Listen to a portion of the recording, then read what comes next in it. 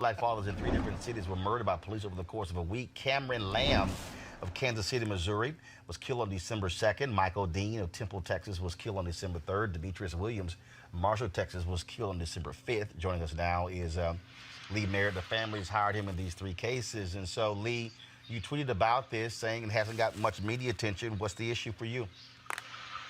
Well, I think it's become far too normal, and we need sort of an international perspective to appreciate how outrageous three black fathers being killed in a 1 week time span is. We've come to accept that 1,100 people are killed a year on average by law enforcement. That's more than the next 10 countries combined. We have a brutal police culture that has become far too status quo. And I think we as a responsibility, and I appreciate you, Roland, and really the black media, they picked up on it, but the national media, even local media, has kind of glossed over it like it's not a big deal. And in these particular cases here, were they controversial shootings? Yeah. And you see me standing out in the middle of nowhere. I'm somewhere in East Texas, just outside of Temple, Texas, where we just left a meeting. Michael Dean, on his daughter's 6th birthday, he went out to buy her a birthday cake, and he never came home.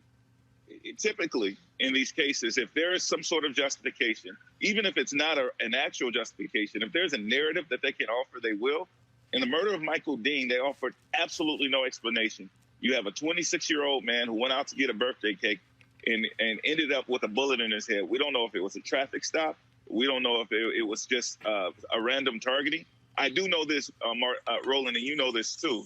If they had an excuse, if they had a justification, if they had a gun or some sort of tussle, they would have said that by now. They've said absolutely nothing to this family. A week later, the family just knows their son was shot in the head by a police officer, and they're expected to just to accept that until, guess who? The Texas Marshals complete their investigation. The Texas Rangers complete their investigation and make a recommendation to the district attorney's office. And we just learned that the Texas Rangers are not necessarily in favor of injustice in the Botham Jean case. Wow. Well, that is certainly sad in the case of that. Of course, the families have hired you to be involved in that. And so we certainly will follow this, keep us updated with what's the case in all three of these cases. Brother, I appreciate you covering it, and I would love to tell you about the other cases. The problem is, I know you're on limited time, and the bodies just keep piling up. Man, that is what is certainly sad. Well, Lee Merritt, we appreciate it, man. Thanks a lot. Thank you.